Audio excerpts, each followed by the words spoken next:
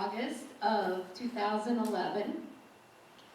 Prior to that, I managed a small food co-op in northeastern Minnesota. So coming out here seemed like a paradise. The amount of food that's grown in this valley is really amazing. It's also really amazing how much food that's grown here is sold here. Josh spoke about some of his food when it goes to a regional distributor is sent up to Portland and then returns here. But there's also a lot of food that's grown here that is consumed and sold here, much higher than is typical. So we are doing a good job of growing a lot of local food. And now we're confronted with climate change, and you all, I assume if you're in this group, you know a lot about what we are looking at in the future, the trends, the decrease in the water supply, less snow, the snow melts earlier in the year, so there isn't as much of it that lasts into the growing season very far. And I think for this area and agriculture, that's probably one of the key issues is going to be the reduction in available water, because without the water you can't grow things. Then I thought, when Alan asked me to speak, Alan and Kathy, I thought about this on the retail level. Well, our store and every other store here in the area is part of a global food system. We do emphasize local products. We do as much as we can to support and grow the amount of food that's grown locally, but we're still part of a big global picture. So when we look at the effects of climate change, it's not going to be just how it changes our weather and patterns here in the Rogue Valley. It will be how it changes the weather and patterns across the U.S. and even internationally. A lot of our produce is coming from Mexico, different times of the year. So I guess I stepped back and looked at it even from a bigger perspective. And because of my background and where I work, I also thought, first of all, how are the large conventional grocery stores going to react to this?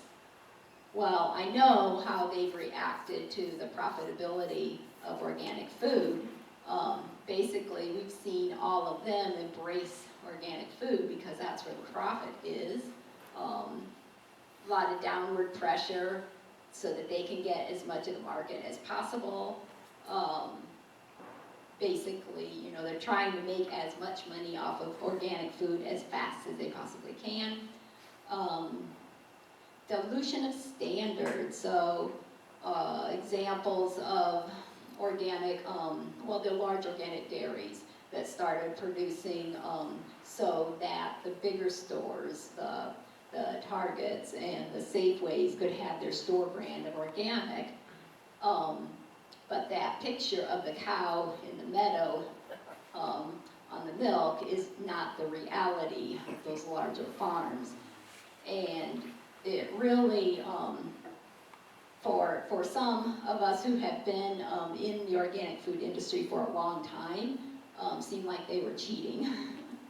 And we also, had some champions within our industry that, called them out. There were legal battles, but it's a constant fight. And the organic standards that were enacted in 2000, primarily came out of the food cooperative movement of the 70s, 80s, 90s.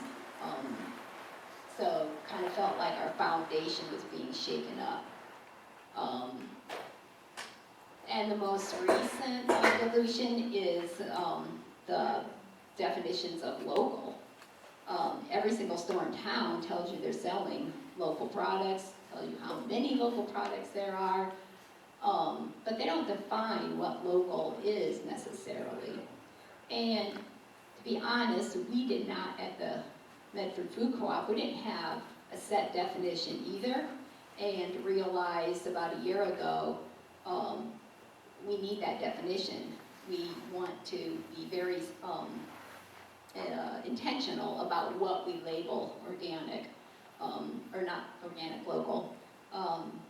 So we set the definition of as within 100 miles of Medford, which does limit us a lot, but we think it's what people expect when they come and shop at the co-op and we tell them this is a local product, this is a local salsa or something like that, that it didn't come from Portland. So 100 miles is our definition. As I was thinking about this, I was reminded that, food co-ops have actually been delving into, what makes food production sustainable, what makes it economical, what makes it environmentally feasible, ever since the 60s and 70s. So if any of you remember the counter-culture and food rebellion of that time, that resulted in a lot of communities organizing and forming food co-ops. And a big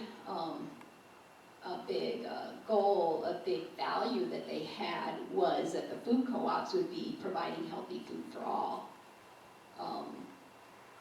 And they focused on not just having grocery stores, that sold groceries, but also that were community gathering points, that were activists, places of activism and change, and providing health and nutrition for people, classes. The library will close in 15 minutes. Please bring any items you plan to check out to the circulation desk on the first floor now. Now a lot of the conventional grocery stores have classes, but that was initiated by the food co-ops. So as part of this big picture look at society, there were 3 things that food co-ops did and still do, and that's support and grow local food systems, support sustainable organic food production, and address food supply and food security from a big community perspective. They have done that ever since the 70s, at least any co-op that I've been a member of. And if you look at it, these are precisely the same goals and values that will be needed to meet the challenges of climate change. Because what we're looking at is uncertainty in weather patterns, trends, agriculture. So these are ways that we can address these uncertainties. I wanted to talk a little bit about each one. A big one that we participate in a lot is growing the local food system. So the food system is everybody that's involved in getting food from producing it to your table. So it's production, like growers and making food, it's processing, and it's distributing, consumption, and waste. Oh, and distributing is also, and then after that is marketing, that's us, consumption and waste. So in a local food system, what we want to see is that there are businesses, individuals that can supply all of these services locally. We have some of that here in the Rogue Valley, but there's definitely, some gaps, some pieces missing. Like Josh referred to bringing his produce by truck to, the stores and to the market and stuff. There's a regional distributor, but other than that, it's primarily up to the individual farmers to bring their products into town. Processing, that's also limited. How much processing is done other than simply washing the food. And that's where there's a lot of possibility for growth, especially if you think about value-added processing. For example, making simple sauces and salsas and things from fresh food, where you get you gain more profit from individual items. Distribution, marketing. Worked for quite a while with the food system network the past couple of years to try and expand the amount of locally grown products that were available in grocery stores. And it's not, it seems like it should be so easy, but it's not, because the bigger the grocery store, so we're fairly small, so, you know, we'll buy a couple cases of cucumbers or something from a farmer, and that's not a big problem. You don't have to be a large farmer to grow that. But if you want to sell cucumbers to Fred Meyer, you can't just go there with a couple of cases of cucumbers. They won't buy that quantity.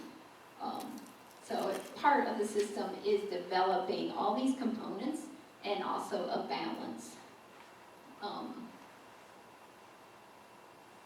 Yeah, so how does this local food system help us meet the challenge of climate change? A big part of it is, like Josh said, diversity. We're adding products from multiple suppliers, so we're not just relying on our greens from California. We also have local greens that we can get. That's really helpful when you're looking at a future with widespread variances in weather, unpredictable events, food prices that jump around a lot. That can have a huge effect on food security. So a strong local food system improves our resiliency. One example I thought of is basically I-5 is our food supply chain. If any disaster closed I-5, we'll run out of food pretty quickly. However, local food produced and grown here locally can help mitigate a disaster like that. The other thing is if there were a lot of regional strong food networks, you know, we could support each other and survive. So the other big goal that food co-ops have been a part of since the 70s is supporting sustainable organic food production. So we already know that one of the challenges of climate change is reducing the amount of arable land globally through natural disasters, through desertification, floods, all sorts of things. There's also been a lot of reports that the arable land we have right now isn't in great shape. A lot of it's been depleted, you know, overfarmed. Conventional agricultural methods often basically just use up all the nutrients in the land very quickly with the thought they're going to replace it with synthetic chemicals over time. So a lot of the arable land isn't in good shape already.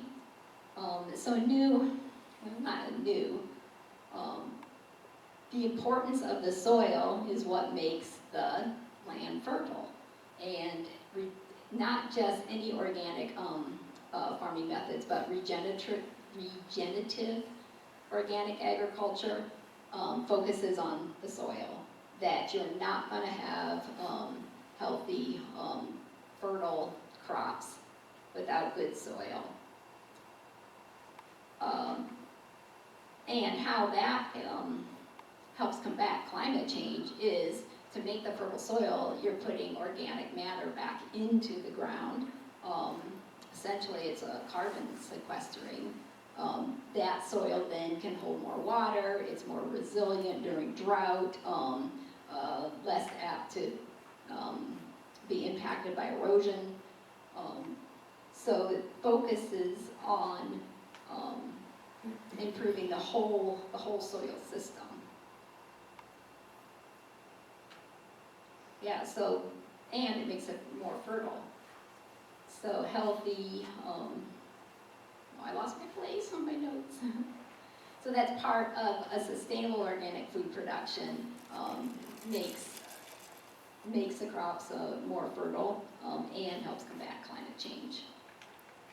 Another aspect of it is bringing animals back into agriculture, like cows grazing, to help increase soil fertility. That's a little bit controversial because of the methane that big animals like herds of cows introduce. So if we start introducing more animals into farming, then it has to be done carefully and managed so that you have more of a rotating grazing pattern. They don't stay in one area for very long. You have to move them through your land. Very similar if you think how the prairies were formed. Large herds of buffalo moved across the prairies for years. They're grazing, a lot of them, but they're not staying in one spot very long. They move a lot, so they keep a big area fertile, but don't overtax that environment. And the prairies then formed the U.S. Grain belt, so that worked. Finally, another challenge that we'll be facing with climate change is limited, volatile food supply and security. And I think food co-ops have traditionally addressed this from a community perspective. So we can't do this alone, but we work with other groups in a community to help improve access to healthy food. So not only is our global food supply under pressure. The library is closing. Please proceed to the exits on the first floor now. Final call. Not only does our global food supply have pressure from climate change, but also population growth. So estimates are that we'll be at about 9 billion people by 2050. So how are we going to feed all those people fairly and sustainably? So that impact, along with the climate impact on production, pretty much means that prices are going to rise, availability will be limited, so food insecurity is likely to increase. Here in Jackson County, about 30% of the population is low income. So food insecurity is already a big problem here. We've worked with other businesses and organizations to address this problem, and one of the organizations we've worked with is the Rogue Valley Food System Network.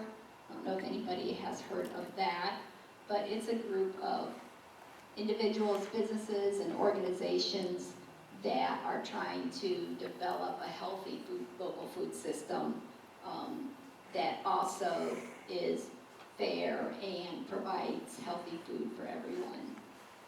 And some of the things or projects that we've worked on through that is double up food bucks at the growers market. So if you're not familiar with that, if you're on the SNAP program, you purchase tokens at the farm growers market, and they'll match that amount. So if you purchase $10 worth of tokens, you get $20 worth of tokens to buy produce. Healthy Corner Store initiative.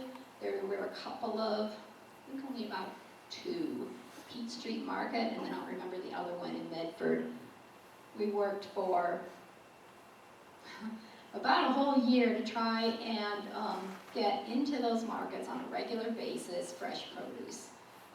We also had cooking classes demonstrating how to use the produce right at the corner market, a couple evenings a month, in the effort to have access to healthy food for a lot of families where they go down to the corner market and that's where they buy the food that they're gonna eat for supper. So a lot of families outside of school, most of their meals are coming from the convenience stores. That was a real struggle because it was difficult to get, make the produce attractive, especially the younger people that were coming in and buying the food, which a lot of times that was the case, is kids after school were purchasing their supper there. They were not real motivated to buy the vegetables over the other food.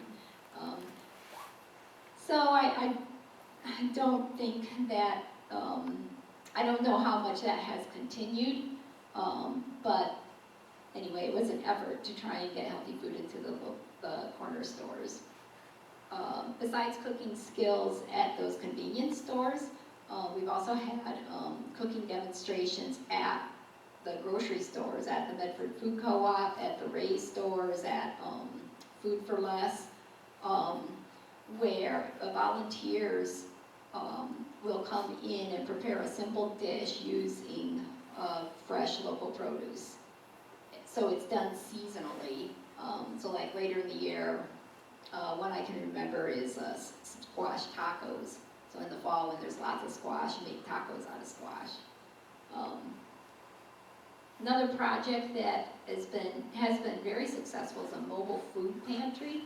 So Access now has a truck, and with support from Sherm's, Food for Less, and Shopping Cart, they take that truck on a rotating basis out to distant communities where there isn't a grocery store very close to provide fresh produce to those people. We've also been involved with... Good night. The public library and the RCC library is now closed. But we can stay. Yeah. We're locked in for the night now. The Rogue Valley Food System Network is also part of a statewide network where different groups that are working on building their local food systems across the state come together. And we currently have a working group that we're looking at what are some of the barriers to accessing healthy food and how can we remove those barriers. Additionally, at the Food Co-op, we donate a lot of our Blemish produce to the Medford Gospel Missions, the main ingredient restaurant where they serve meals 7 days a week.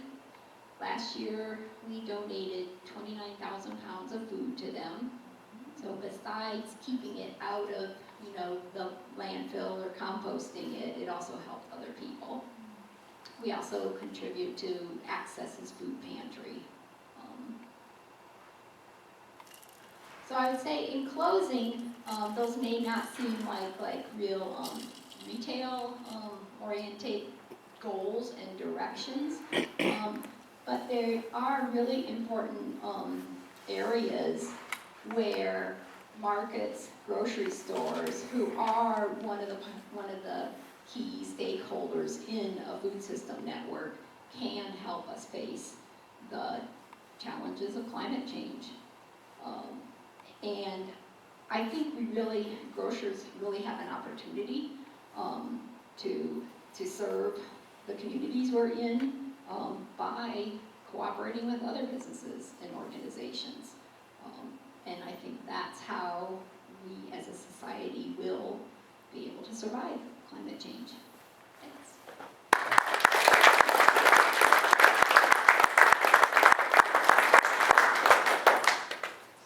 Thanks very much indeed, Anne and Josh, both. We do have time for some questions. If anybody has any questions for either of our speakers, please put your hand up. Okay, and I'll bring a microphone. I'll get you in a second. I can talk. You can talk loudly, okay. Do that. I was going to ask Josh, do you have animals that you feed the leftovers to? Like, we had 80 acres of apples when I was a kid, and Right. we feed hogs. We had lots of hogs. I've always dreamed about having 2 pigs that we could feed and then feed ourselves with. Never Let me back up a sec. When we started out, like I said, we tried everything under the sun. We got into raising poultry, both for meat and mostly for eggs. And I think kind of at our peak, we had about 250 laying hens, which we leased land across the street from us because we didn't have enough pasture. And every day we'd go out, rotate the hens on pasture. We'd even at times integrate them into our food production system. But being organic, there's some rules around doing that. We have to wait 90 days for leafy crops and 120 days for anything that touches the ground or is growing in the ground from the time they applied their fertilizer for harvest. So it's called a harvest interval. Right now we're down to 1 chicken.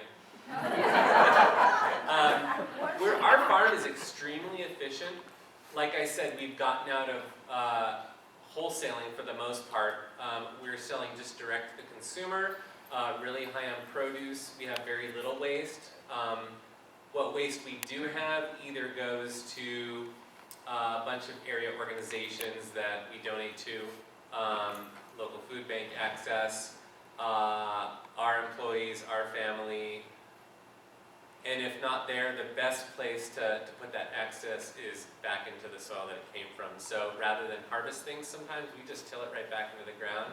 And while we may have not realized a monetary profit, the long-term profit in building our soil far exceeds that.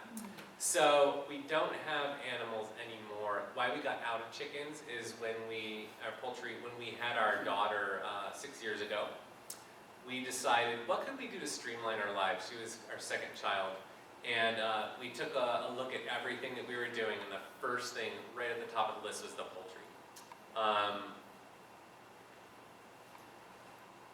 6 years ago, we got out at selling eggs for $8 a dozen. We had the only certified organic, the first certified organic flock south of Lebanon in the state. Plus we were doing, all the rotational grazing and everything, and growing them, producing them the way that we wanted to. Our cost of production was $9.46, and we were selling for $8. So I said if I wanted to come back in, it'd probably be $1 an egg at this point. And a lot of people that I talked to, a lot of people just price things at where the market standard is. We don't do that. A lot of our produce, if you've shopped with us, is probably 30% higher than most of the other area farms. And not everything, but most things. And we price things according to what they cost us to produce. So because we couldn't produce eggs with integrity and not pull all our hair out, we decided to curtail that. Integrating animals into vegetable production systems is very complicated. Thank you very much. Yeah, sure.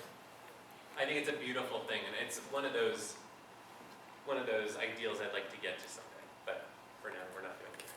Elizabeth, I get you. I'm just curious about GMOs, where they fit into your lives. Okay, who are you asking? Either? Where do GMOs fit into your lives? Who would like to take that one first? Okay. Yeah, most of our customers do not want products that are GMOs, have GMOs Ann, in them. Can you please stand up? Okay. Why don't both of you go up to the front for a couple minutes, if you would, please? Thank you. Right, so educating customers is important, that primarily the organic standards are GMO-free, and that's what we try to do, is educate them on that.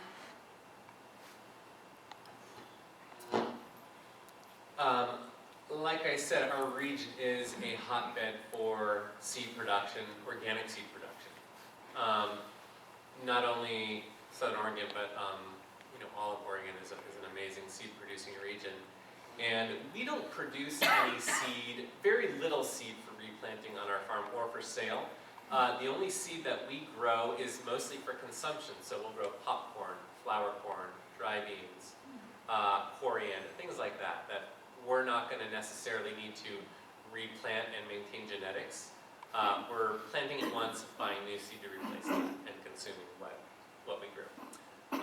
So for our business,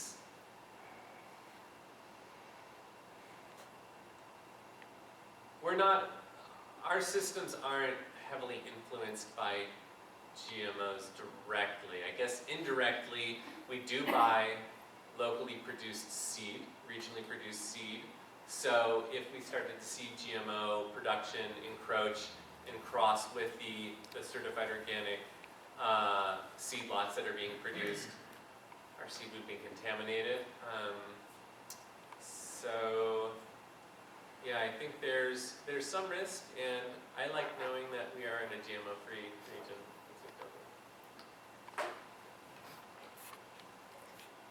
Olga has a question.